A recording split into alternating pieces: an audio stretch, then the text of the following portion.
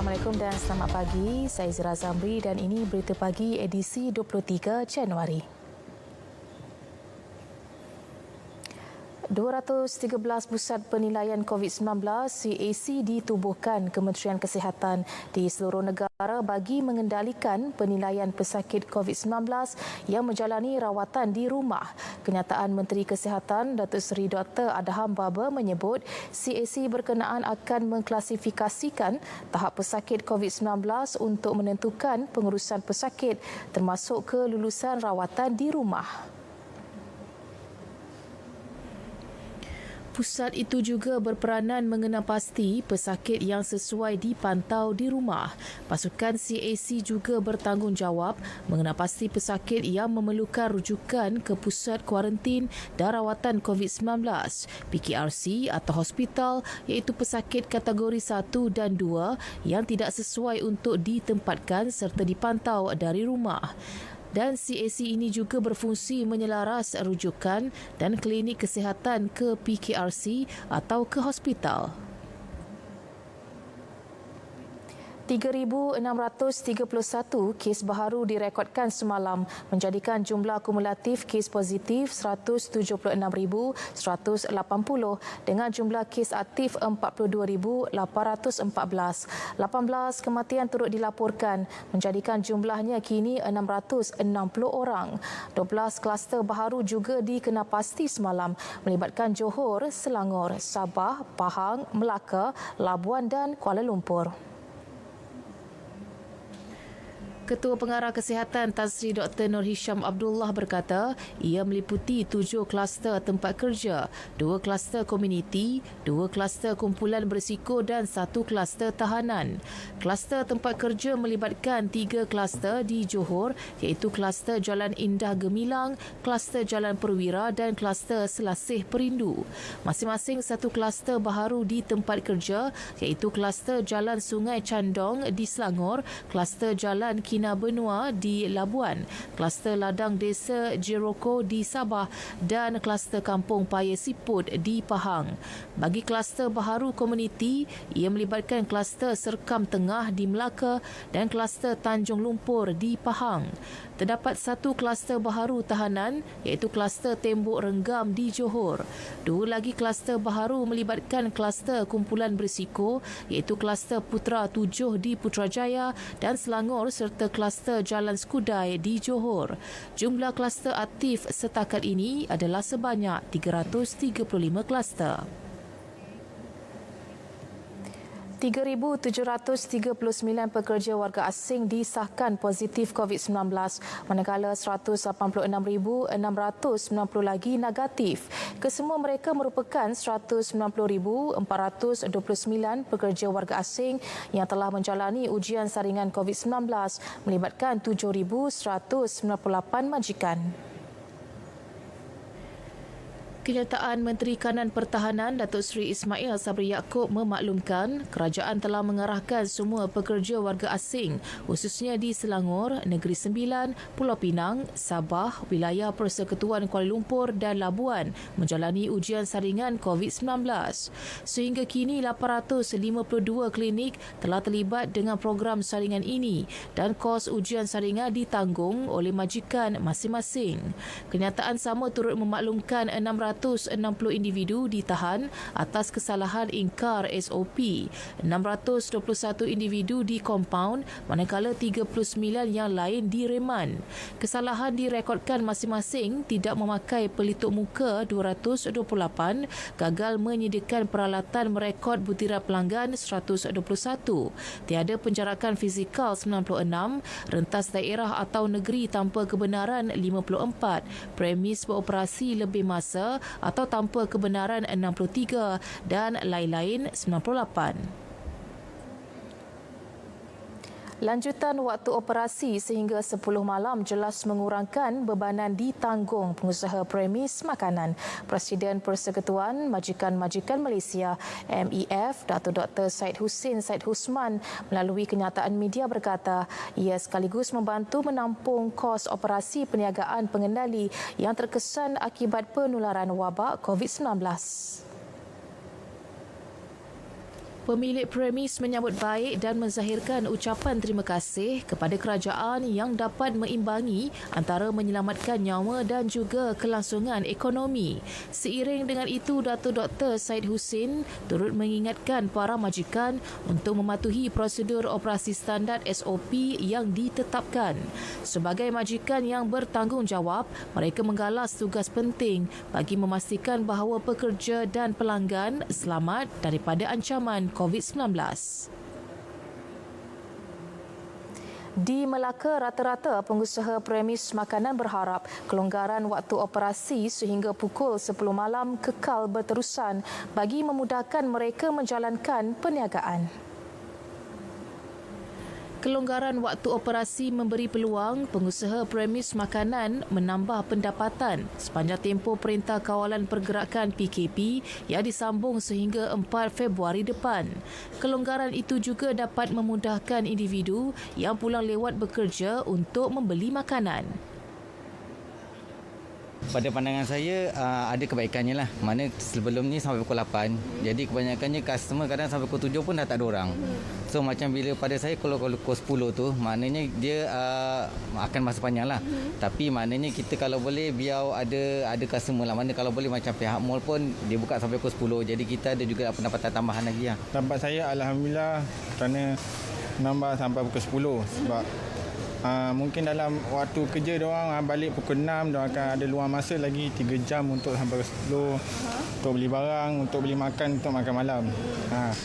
Setakat saya ni Alhamdulillah lah. Terima kasih bagi sampai 10 untuk niaga kecil ni. Saya rasa baguslah untuk membantu kita mendapatkan lebih daripada yang apa yang kita dapatlah. Macam itulah.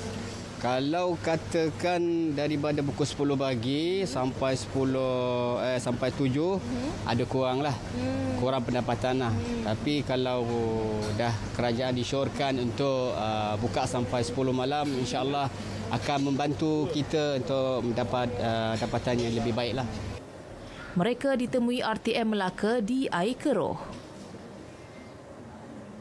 Kebenaran mengerjakan solat Jumaat dan solat fardu di Negeri Sembilan sepanjang tempoh PKP dengan kehadiran jemaah berdasarkan kapasiti ruang masjid dan surau disambut baik para jemaah. Kru RTM yang membuat tinjauan di Masjid Negeri Seremban mendapati para jemaah mematuhi semua SOP dikeluarkan Jabatan Hal Ehwal Agama Islam Negeri sebelum ini. Jemaah merekod kehadiran, mengimbas suhu badan dan membawa sejadah bersaiz besar. Petugas masjid pula akan memastikan penjarakan fizikal dipatuhi manakala khutbah Jumaat hanya disampaikan dalam masa singkat. Pada PKP 2.0 kali ini Alhamdulillah berjalan dengan lancar, dan yang jemaah-jemaah yang hadir pun majoritinya saya nampak Alhamdulillah mengikut SOP seperti yang ditetapkan daripada awal sampai akhir. Dan hikmahnya dekat situ yang kita nampak, virus corona ni kita tiada kekangan untuk solat jemaah tu tak ada masalah, asalkan kita ikut SOP. Rata-rata yang jemaah yang hadir memang mengikut SOP lah. Daripada peringkat awal cek suhu, scan QR code. Jadi kebaikan yang saya nampak di sini dari segi jemaah-jemaah memang boleh mengikut SOP yang telah ditetapkan dan boleh mengekang COVID inilah. Kata-kata semua patuh SOP, semua bawa sejadah besar, tak ada bawa sejadah kecil, and then semua beratur, ada jarak-jarak, tak ada crowded, and then semua ikut SOP lah. It's a good thing lah. Menurut Menteri Besar Negeri Sembilan, Datuk Seri Aminuddin Harun, 300 masjid, 47 surau dan 107 institusi dibenar melaksanakan solat Jumaat dan solat fardu dengan syarat jemaah mematuhi SOP ditetapkan, termasuk membawa sejadah bersaiz besar. Dan hari ini kita lihat di Masjid Negeri ini, kita di pagar lagi kita telah lihat bagaimana SOP itu telah dilaksanakan. Dan Alhamdulillah hari ini saya lihat semua mematuhi SOP, membawa sejadah yang besar sendiri Dan ini menunjukkan kepada kita mereka patuh, dan saya yakin dengan adanya pematuhan ini kita tidak khawatir akan berlaku dan sama-sama berdoa tidak berlaku masalah. Negeri Sembilan antara 6 negeri yang menguatkuasakan PKP sehingga 4 Februari.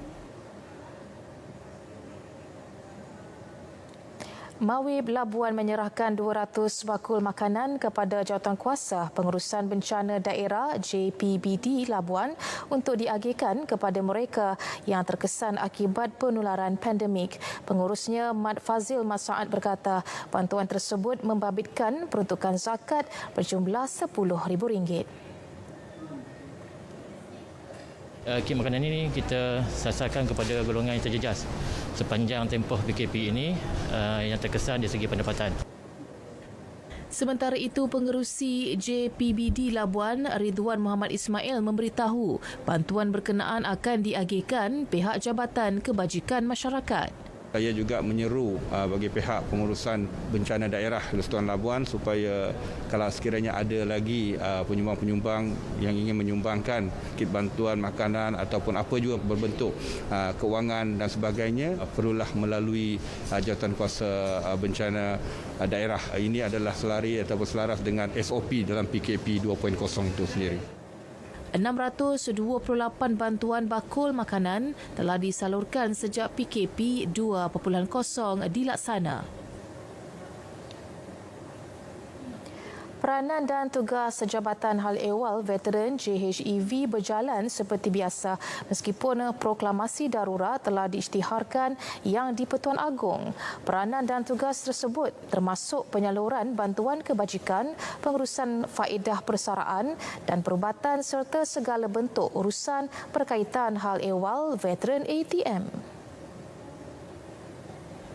JHEV ATM melalui satu kenyataan berkata, sebagai salah satu jabatan di bawah Kementerian Pertahanan, proklamasi darurat diyakini dapat memperkukuhkan lagi keberkesanan pelaksanaan PKP dalam memutuskan rantaian COVID-19. Justru JHEV memberi jaminan pihaknya akan meneruskan peranan mereka dalam menyalurkan bantuan dan menjaga kebajikan veteran ATM.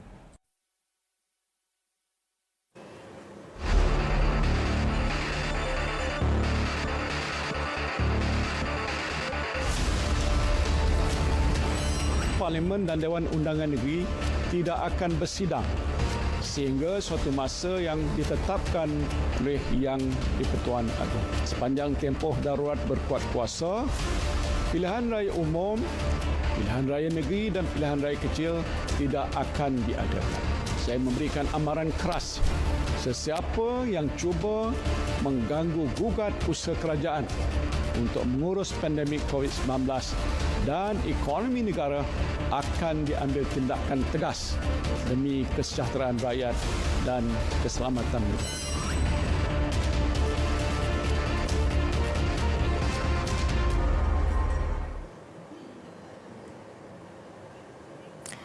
Pelan Induk Digital ASEAN ADM 2025 dilancar bagi merealisasikan hasrat menjadikan rantau ini sebagai komuniti digital terkemuka dan blok ekonomi utama.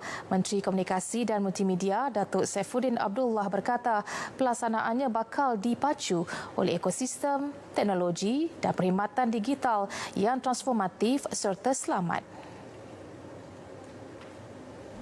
ADM 2025 menetapkan 8 matlamat keberhasilan. Antaranya memastikan tindakan ADM 2025 mengutamakan usaha mempercepat pemulihan ASEAN daripada impak COVID-19.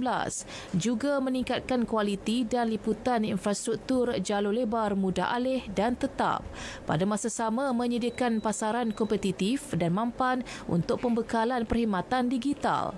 Ini adalah suatu lonjakan ke hadapan selepas kita sudah ada 2 pelan induk ICT sebelum ini. Ada 8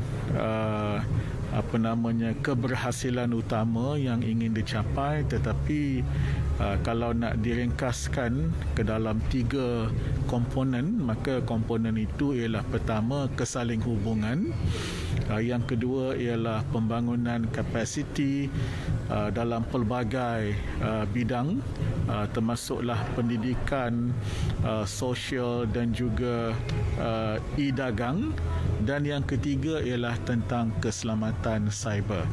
Dan kesemua negara ASEAN, termasuk juga negara-negara dialog yang bersama-sama kami, memberikan komitmen untuk mencapai ke-88 keberhasilan itu.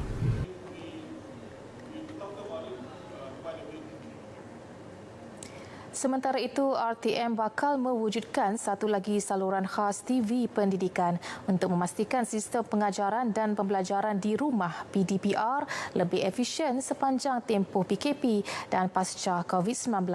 Datuk Saifuddin Abdullah berkata saluran baharu itu dijangka beroperasi pada suku pertama tahun ini. RTM memang sudah ada pengalaman mempunyai TV pendidikan selama beberapa tahun, antara tahun 1972 sehingga hujung tahun 2008. Kita menyediakan saluran itu untuk Kementerian Pendidikan. Dan baru-baru ini semasa PKP yang pertama juga kita ada kelas di rumah, 2 sesi, 2 jam pada waktu pagi dan 2 jam pada waktu petang menggunakan saluran TV OK. RTM sebenarnya sekarang ini pun sedang bersedia dan sudah pun membuat ujian-ujian tentang satu saluran. Terlalu awal untuk disebut apa namanya, tetapi memang itu disiapsiagakan untuk menjadi TV pendidikan. Material pengajaran dan pembelajaran akan disediakan bahagian teknologi dan sumber Kementerian Pendidikan KPM. Datuk Saifuddin memaklumkannya kepada RTM di Ibu Negara. Baik, dalam perkembangan berkaitan, guru dibenarkan menggunakan pelbagai inisiatif dalam melaksanakan pengajaran dan pembelajaran di rumah PDPR tidak terhad melalui gadget semata-mata. Ketua Pengarah Kementerian Pendidikan KPM, Datuk Dr. Habibah Abdul Rahim berkata, usaha itu memberi ruang kepada pelajar yang tidak mempunyai peranti atau capaian internet turut dapat mengikuti pembelajaran. Beliau mengakui terdapat jurang teknologi dalam melaksanakan PDPR dan ia sukar untuk ditangani dengan segera. Dalam situasi ini, Datuk Dr. Habibah yakin dengan kreativiti para guru untuk melaksanakan PDPR selain menerusi dalam talian atau kaedah hybrid. Prihatin dengan masalah tersebut, KPM juga sedang memperluaskan pelaksanaan TV pendidikan sejak tahun lalu menerusi pelbagai stesen TV lain. Pihaknya juga sudah mengembalikan TV pendidikan di TV OK dan beberapa saluran stesen swasta dengan jumlah siaran 9 jam. Dasar pembangunan warga emas bakal diumum pada akhir suku pertama tahun ini. Menteri Perumahan dan Kerajaan Tempatan KPKT, Zuraida Kamarudin menjelaskan dasar itu sedang dirangka bersama Perbadanan Prima Malaysia Prima dengan mengambil kira elemen asas yang diperlukan golongan berkenaan. Memastikan mereka dapat hidup dalam persekitaran harmoni dengan kemudahan kesihatan mencukupi. This policy will address all the fundamental elements that are needed for senior citizens to live in a harmonious environment with adequate health facilities. Prima will collaborate with strategic partners to develop several retirement villages on the land Prima already owns in the near future. Beliau menyatakannya dalam ucap tama Forum Penuaan Penduduk Malaysia secara maya yang menyentuh mengenai undang-undang, dasar dan kreativiti bagi industri yang berkaitan warga emas. Jabatan Perkhidmatan Kuarantin dan Pemeriksaan Malaysia (MAKIS) mematahkan cubaan membawa masuk 125 guni herba perubatan pelbagai jenis dari Indonesia. Pengarah Makis Pulau Pinang Zarina Ramli berkata rampasan seberat hampir 4,000 kilogram itu hasil pemeriksaan di pintu masuk Makis Pelabuhan Dermaga Air Dalam. Kesemua rampasan dianggarkan bernilai RM61,241. Kes disiasat di bawah Seksyen 15-1 Akta Perkhidmatan Kuarantin dan Pemeriksaan Malaysia 2011 Akta 728. 7 langkah pencegahan penyebaran virus COVID-19. Pertama, kerapkan mencuci tangan anda. Kedua, elakkan menyentuh mata, mulut dan hidung anda. Ketiga, tutup mulut menggunakan tisu atau pelipat tangan. Keempat, hindari kawasan tumpuan ramai. Kelima, tinggal di rumah sekiranya tidak sihat. Keenam, sekiranya anda demam, batuk dan kesukaran bernafas, dapatkan nasihat awal perubatan melalui telefon sebelum mendapatkan rawatan susulan.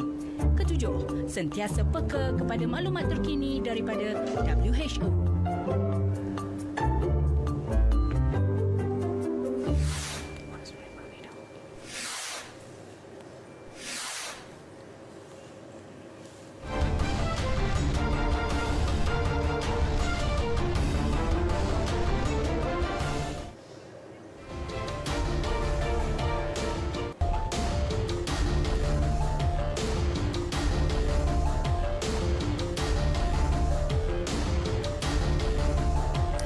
Perkembangan sukan beregu badminton campuran negara Hu Pangron Chia Yisi melakar kejutan di Toyota Terbuka Thailand apabila menewaskan pilihan ke-6 dari Indonesia Hafiz Faizal Gloria Emmanuel Wijaja pada aksi suku akhir. Ini merupakan pencapaian terbaik pasangan nombor 35 dunia itu yang beraksi di Jelajah Super 1000 BWF buat kali pertama. Pada aksi tersebut, Pangron Yisi berjaya bangkit daripada kekalahan set pertama untuk menang pada set kedua dan ketiga dengan keputusan 12-21, 21-19, 21-19. Menurut Pangron, ketenangan mereka berdepan pemain lebih berpengalaman membuahkan hasil.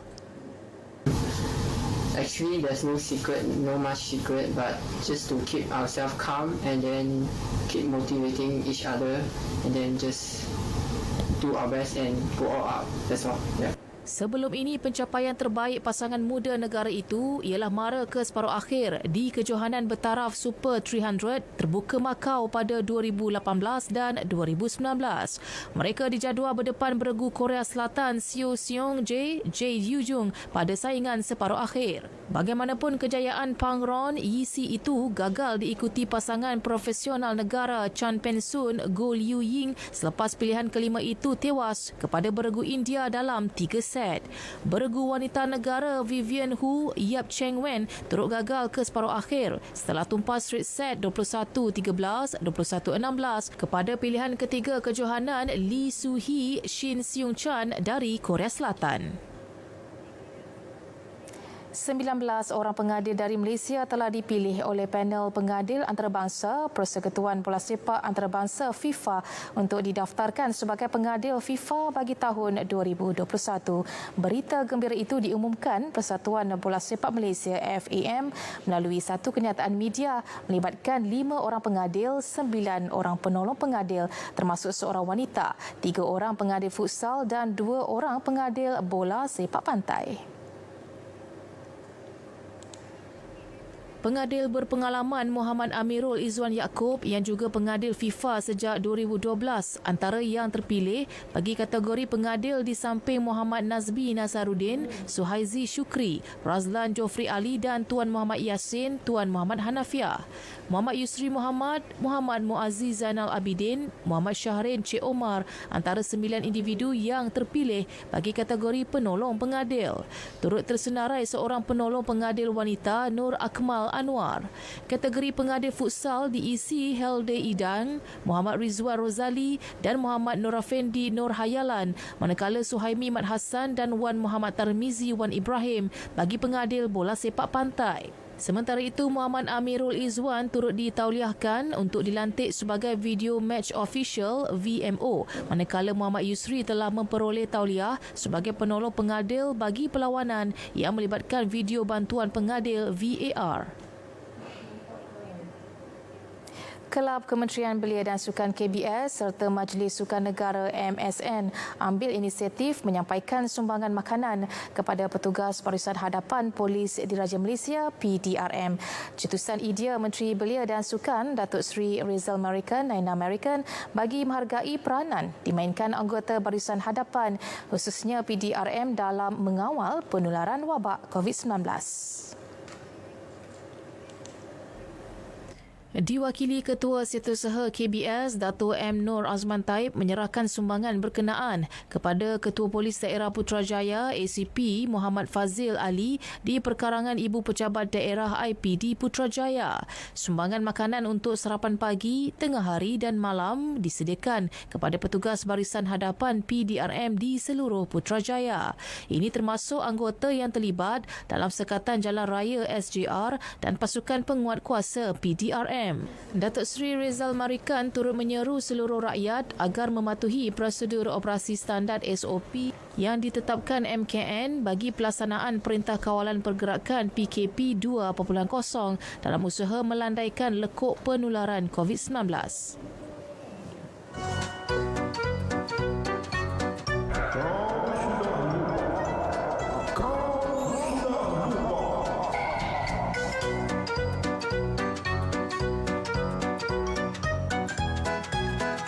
Memakai pelitup muka.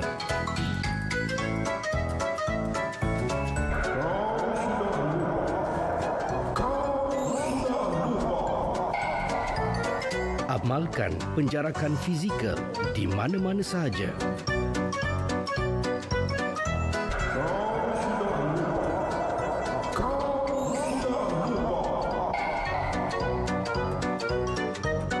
Menggunakan aplikasi MySejahtera sebelum masuk ke premis.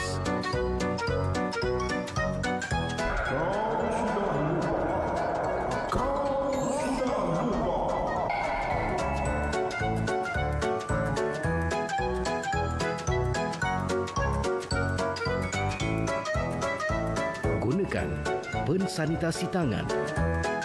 Amalkan pembudayaan norma baru dalam kehidupan.